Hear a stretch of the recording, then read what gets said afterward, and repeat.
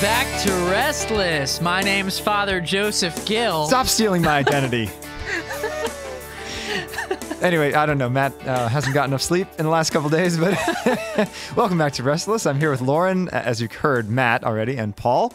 And because Paul and Lauren were late, we decided to vote them off the episode. So it's just going to be Matt That's and I. right. That's fine. I'll listen. This is great. Paul has strong words about global warming. I do. Yeah, I'm very pro-global warming. Because it's very cold on this March day. It is. It's cold. Yeah. I'm cold. So, How about you? Where do you stand? It is cold outside, and there are kids currently playing soccer on a cold evening. Yes. And they're being yelled at to put on their because pants. it's March.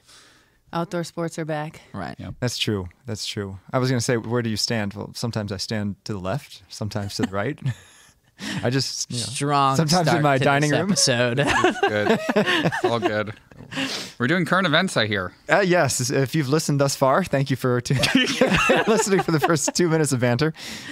Yeah. So, there is so much going on in the world and so much going on our minds. And we just want to talk about some of the stuff that's kind of been in the news lately and on our hearts, and just look at it from a Catholic young adult perspective and say, how should we be dealing with some of the stuff that's going on in the world? Because it seems like the world is going crazy. I mean, we're here in the second week of this war with Ukraine, and I was reflecting, like Matt, you're young enough that this is probably the first war you remember. It sounds like a diss. I remember the Gulf War, like when that happened, but Yeah. I don't know if it counts, but I have vague memories of 9/11. okay, all right. How old were you, if you don't mind me asking, for 9/11? I was in It was kindergarten. 2001. I was in kindergarten. Kindergarten, okay. I remember being picked up from school. Oh, interesting. Okay. Yeah. Okay. Yeah, my mom was head lunch lady that year, so I had to wait until she was finished. Oh. And I was sick that day, and I was in the nurse's office all day. Oh, no. Wow. So I actually got to hear all that was going on for 9/11 because the nurse had the radio on. That's Right. kind of scary because you were probably, what, 5th grade, 6th grade? Sixth grade, yeah, 2001. Yeah, Yep. wow. Yeah, that's when 9/11 happened. Right. I was a freshman in college, and now I feel old. Yes, well, that's the way it goes. But so all this idea of like a war, and especially, 9/11 happened, but it was the Middle East. You kind of understand the Middle East has been warring for thousands of years. Right. But this is the first European war since World War II. Yeah. True. True. And we always thought Russia was our friend. Yes. Like, what's been your takeaway? What's been your initial reactions in response to this? Yeah, so there's a couple of things. So there were wars in Europe, so to speak, that we just have ignored over time, and that's because Kosovo, I guess. Yeah, there was a bunch of wars that happened in like former Soviet republics and former communist bloc countries in the 90s all the way back. I mean, Russia invaded Hungary at one point when they decided to go free, when they decided to declare freedom, and then that only lasted a few days. So there's been conflicts, and it's actually been centered in to some extent in the Soviet Union. So, but I don't think we've seen the level of aggression where it's a true like independent country that has been so for 30 years or so, where it's been just invaded for whatever Putin's gone after, which is really scary. I was also reflecting, this is the first war we've had social media for. And I wonder if that raises our awareness a lot more. We got the 24/7 news cycle, so now we can keep updated every 20 minutes on what's going on, who bombed who, and what cities are under siege. And I don't know if this would be as big of a deal if we didn't have that. I think at a minimum it must it certainly brings forward like the violence against civilians. That happens outside of war. Sure. Anybody gets hurt in any way by someone, it's on social media and it blows up. So now we're putting it in the context of a war. So, you know what I mean? Well, but it's even selective on social media, right? Chicago has how many shootings a year? Right. 500 shootings a year. That's a war. It brings up not that I necessarily believe this, you know what I mean? But there's a way that you can look at how it is politicized. Sure. Yeah. Right. Lauren, what are your takes?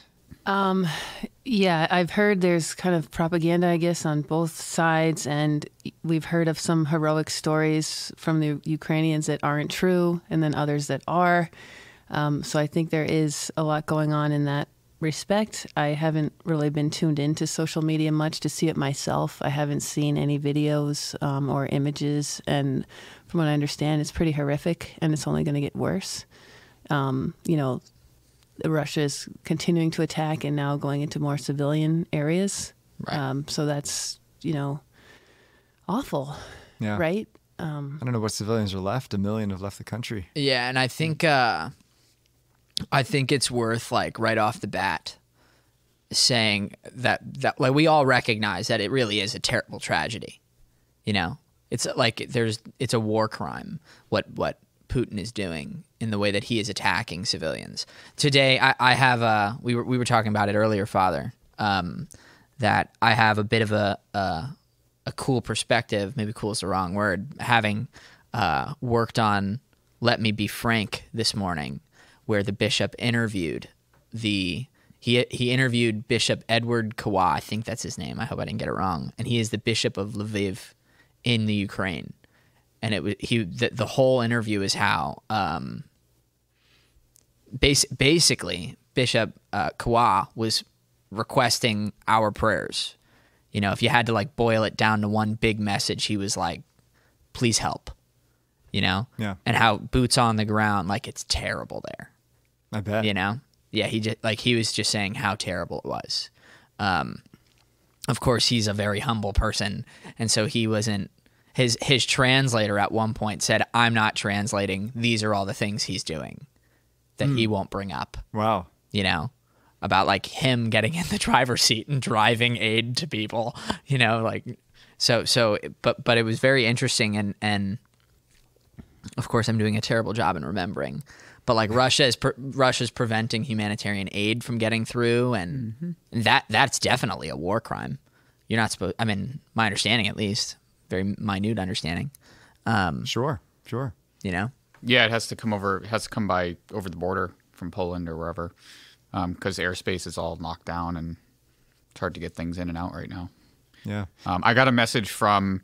Late last night, I got a message from Matt Fradd. Not a personal message. It was a blast message. But I got a message from Matt Fradd saying, well, I'm going to Poland tomorrow, and because a priest there asked me to come and help to get orphans out of Ukraine that are stuck into Poland. And he says, so I'm going to Poland, and we're going to try to get into Ukraine.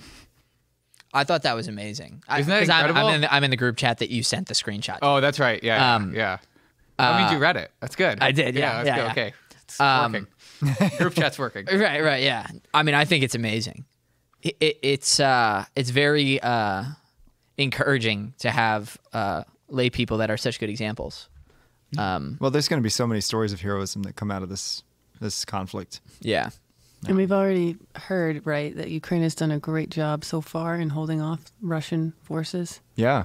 Right? I think that this has not gone how Putin expected, is what the news coverage is saying. Right. Yeah. Also, apparently, what I've been reading is, and it's hard to know what's true and what's false, but the Russian troops that are on the ground, they're demoralized. They don't know why they're there. They were told they were drilling. That's supposed. Again, all this might be false. We don't actually know. But what we've heard is that that they don't know why they're there. They're not particularly excited about going to war in Ukraine. Like it's not like a big national right. There's no big nationalism around it like there was maybe under Hitler when he just decided to start invading countries. So and maybe they're fighting their lack of success thus far has shown that. The other side of it is that they might only be sending in their conscripts, the most junior soldiers and commanders, into the war zone thus far, and they're more trained, more experienced soldiers are heading in now with the 30-mile convoy that's currently surrounding Kiev as we speak. So it's really scary, and I don't think we've seen the worst of it, unfortunately. So certainly need to pray. Yeah, and that was the big message of the episode this morning. Bishop Frank's episode was like his one-liner, and I don't want to steal it. You should go listen to it. No, steal it. It's good. It's great. Yeah, it'll air next week. Was we have two options. We can either follow Jesus' teaching now, or we cannot. And that takes a lot of, that takes several different forms, whether it be giving materially, whether it be praying, but we have two options here. So really, yeah. So that is really my question: is like how should a Christian respond? You know, are those the only two options, prayer and financial generosity, if I'm a Christian in America? Because I mean, you know, getting on a plane and going to Kiev is not really an option for me. Right. Certainly, the majority of people. Right. Yeah, I think it boils down to, well, it's always a situation, and this I think you come to realize, especially when tragedy happens either in your life or around you, is you realize how little you actually have under control and how much you have to give it back to God and have Him and rely on His providence. So like, you're right, you are not in a position where you can hop on a plane tomorrow because you have parochial responsibilities, and we all have different responsibilities that will probably preclude us from flying to Poland and trying to drive into Ukraine, which seems crazy, but there are people literally doing that.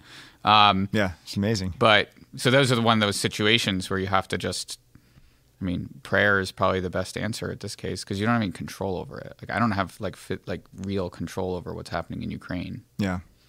Yeah, this may be cynical of me, but when the COVID shutdown hit, one of the first things that happened, at least here in Stanford, was people started painting rocks. Do you remember that? And did you ever see that around? Yeah, I mean, I'm a big outdoorsman, so I'd spend a lot of time outdoors when we were all locked down, and I'd see these like, you know, kind of nice little painted rocks because I guess everyone was kind of going through a real struggle and a real, you know, tough time, and it was kind of like, you know, cheer up. It was like really happy stuff, and you know, I'd see social media posts like, you know, because everyone wants to help. Well, how can I help? How can I help? You know. Well, I guess what occurred to me is, you know, if we had spent the time that we'd spent painting the rock in prayer, that would have been, you know, more beneficial. But unfortunately, in our today's world, sees prayer as almost like it's just magical thinking, you know, to pray for Ukraine. Well, what is that going to do? Well, I mean, I hope it does something. Hope it does everything, really. Because that's right now pretty much all we can do. Right. Yeah. No, that's, I think, a really great point because people do want to contribute. People do want to help. And painting rocks is painting rocks.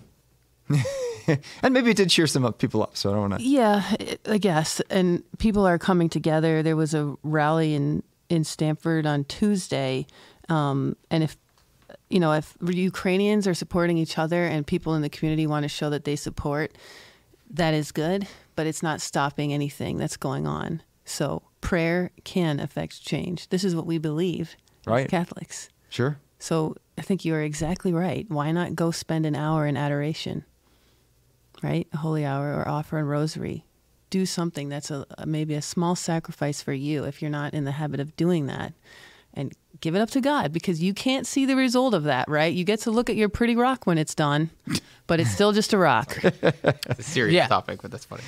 Well, you know, it's funny. One of the girls from the youth group that Lauren runs, a girl named Sarah, who's in high school, reached out to me last week and said, I want to organize some sort of prayer service for the people of Ukraine. So this afternoon, actually, we met here at St. Gabriel's in Stanford, and we had probably a good 50, 55 people that showed up. And I was amazed because, I mean, she put it out to all of her parents, friends, and everything, and she got everyone here, and we did an hour of adoration and rosary. Amazing.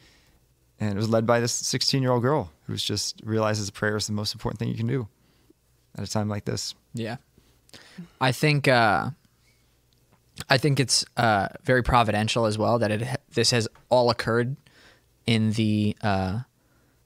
during Lent. You know, I know it began beforehand, but now that it is Lent, you know? Yeah. To make albeit maybe distant connection, right? I think that so at Fatima, right, one of the main messages of Fatima was that we need to make small sacrifices. You don't even have to make huge sacrifices. We just need to perform acts of penance and make sacrifices.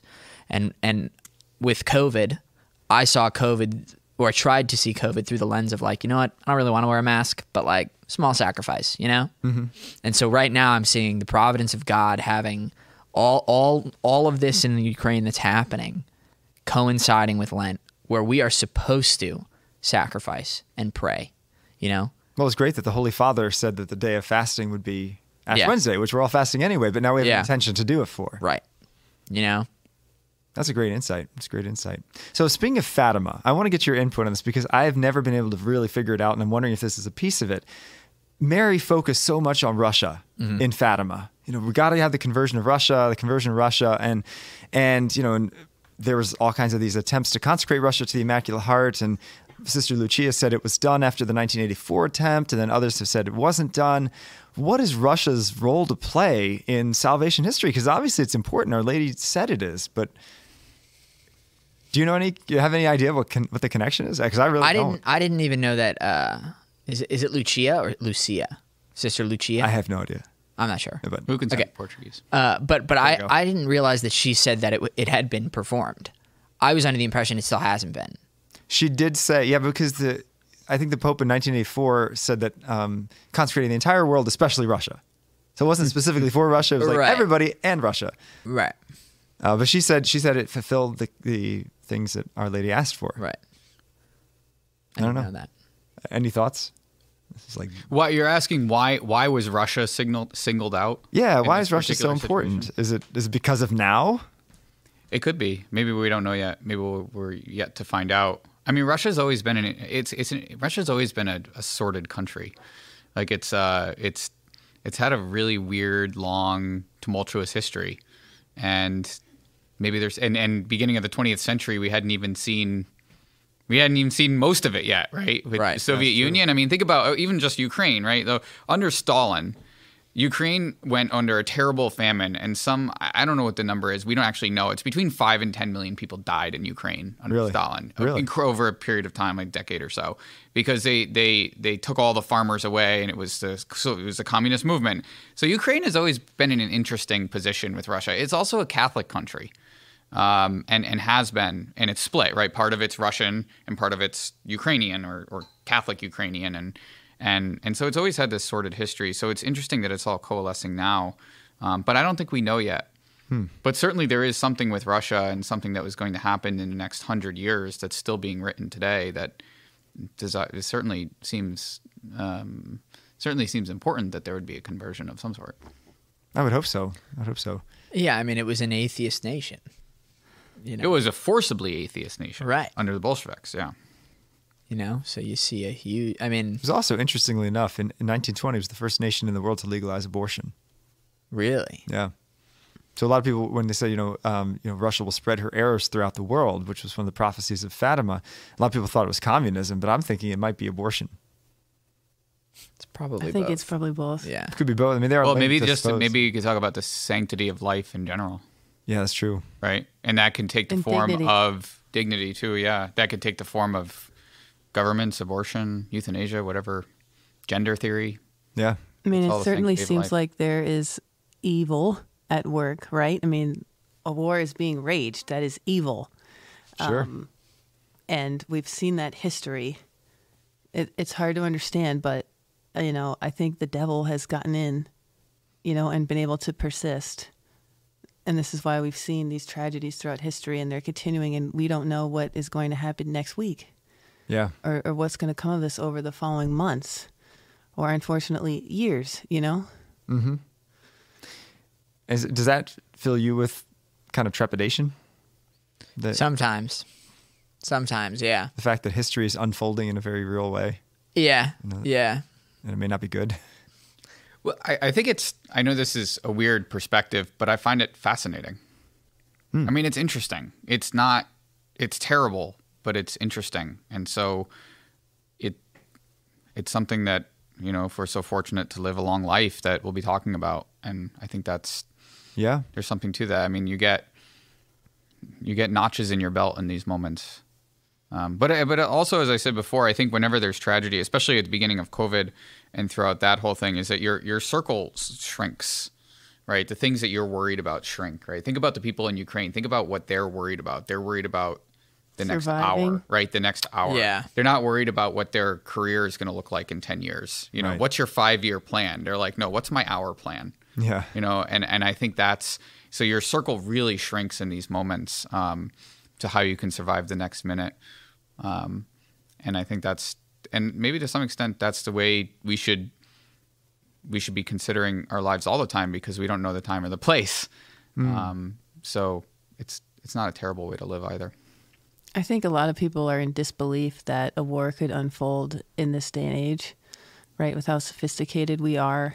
And, there were all these alerts, at least that I was getting leading up to it, right, that kept saying, kind of giving you this idea of what was happening, but Russia was not going to invade. They were not going to invade, right? They weren't calling it an invasion for a while. Then they did change the terminology.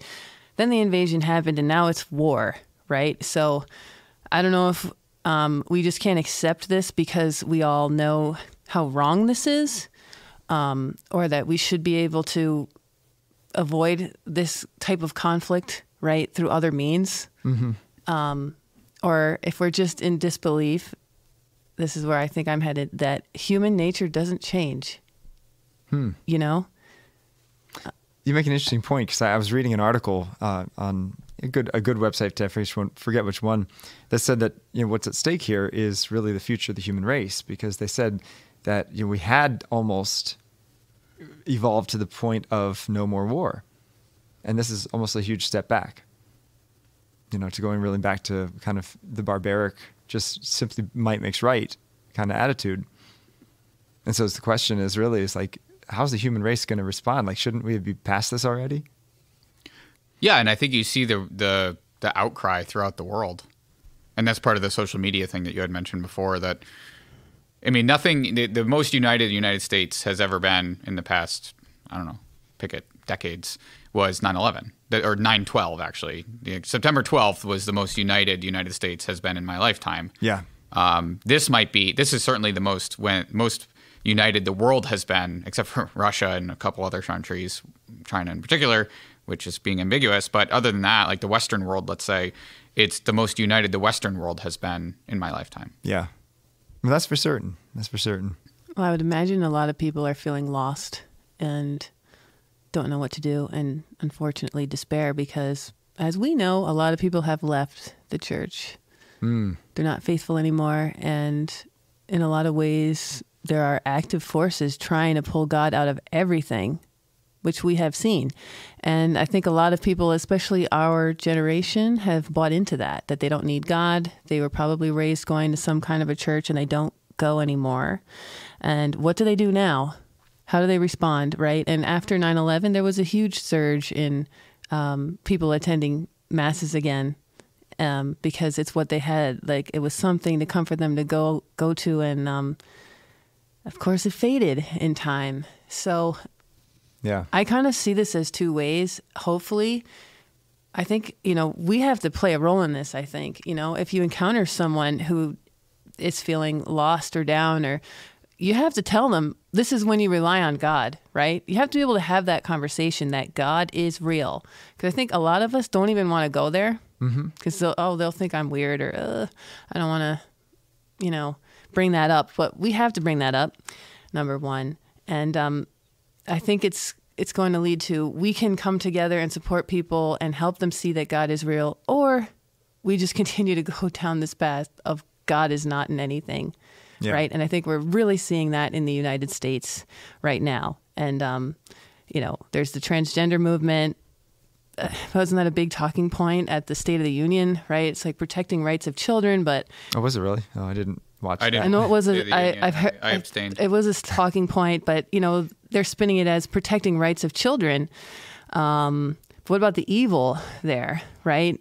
And the harmful effects for children who go under hormone treatments too young, and this can't be reversed. And, you know, anxiety, depression, and suicide rates don't go down statistically after transitioning, you know, but that's all denied. And it's just this rhetoric, and it's very anti-God, and this is the way, and you've got to be with us or not. And then, of course, we have the pro-life movement, right, where Dobbs versus Jackson is up on the table. We may see an overturning of Roe versus Wade, which would be a great step for the pro-life movement, except that's going to really activate the left to get out and protect, quote, women's rights, right? And you're hearing it. It was another thing Biden was talking about. Yeah, and here in Connecticut, of course, you know, abortion is so deeply enshrined, sadly, in our laws. It's going to be a real struggle locally. Right. So it's legal here in Connecticut, so nothing will change. But what I can assure you is that more people will come out in like solidarity or in protection or whatever of the women who are going to get abortions. Like they're going to get more support. So Maybe. where are the Catholics going to be? Maybe. No, I think definitely, because even when Trump was elected, this happened. More Yeah. people were at Planned Parenthood because Trump was elected. I think.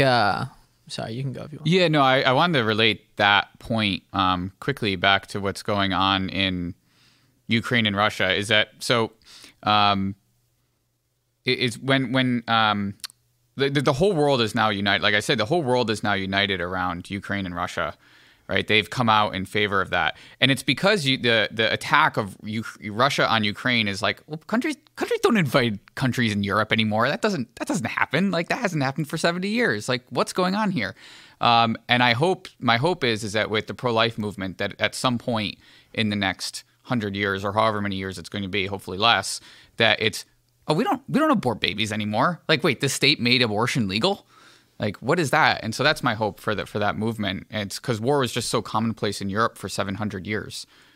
That it's like, oh, of course there's countries invading countries in Europe. That's just normal course of business. Right. But now we look at it That's as Europe.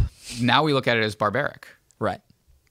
That's true. But I don't know. I think it could be a rosy view, because I don't. Well, I'm an optimist. I don't know that I'm a gloomy optimist. A gloomy optimist. Yeah. Eeyore, but with Prozac. Yeah. I wonder if that's ever going to change before Christ comes again. Right.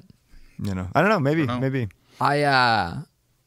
I've just been enjoying listening for the last couple of minutes, and now he's going to enjoy speaking. And now that's it. That time's over. No, but the whole conversation has made me think of a C.S. Lewis quote, which I think I've probably said on this show 3 times, but I'm going to say it again. He basically says God whispers in our joy, speaks in our every day, and shouts in our pain. And so in the context of all of these things, but in particular, I think Ukraine, right? Like, why does this happen? Well, because the Lord's calling us back.